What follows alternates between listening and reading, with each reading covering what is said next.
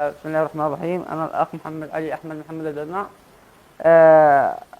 لدي مريضة، وهي عمتي، أم زوجتي، اسمها فاطمة محمد محسن محمد الحطام، الذي ترقد حاليا في العناية المركزة في مستشفى البدر الدولي في محافظة إبت. لكن شاءت الأقدار وكتب أرحم الراحمين أنه أتت أمطار وسيول، فأخذت الأمطار السيول الباص التابع لخالي، وقد هم عارفين بالفيديو وإيش اللي حصل.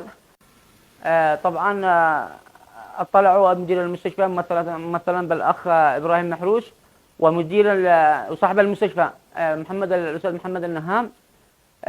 بعد أن تلقوا الخبر، أبدوا استعدادهم، وقد قاموا بتصفية حساب المريضة الذي هي عمتي فاطمة محمد محسن الحطام إلى يومنا هذا. والحساب المتبقي إلى يومنا هذا 1,400,000 ريال. مشكور الأخ مدير المستشفى إبراهيم محروس، والآن جنبي، وقد أبلغني بإعفاء المريضة من الحساب إلى يومنا هذا، وهو المبلغ المتبقي 1,400,000 ريال. ولهم جزيل الشكر هم ومن سعى في عمل الخير، وجزاكم الله خير. بسم الله الرحمن الرحيم.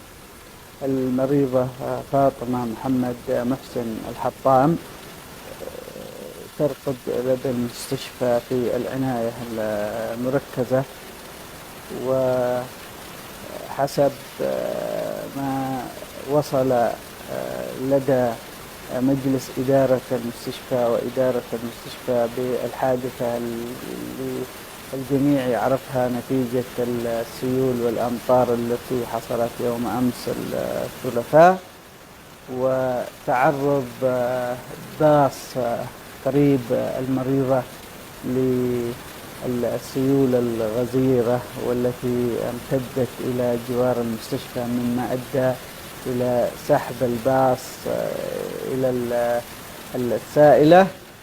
فتم النقاش مع مجلس إدارة المستشفى،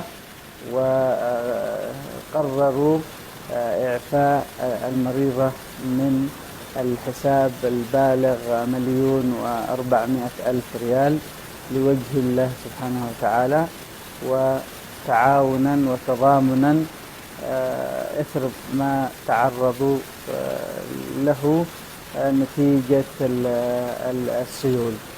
كتب الله أجرهم، ونسأل الله الشفاء للمريضة، وأن يجبرهم في مصيبتهم.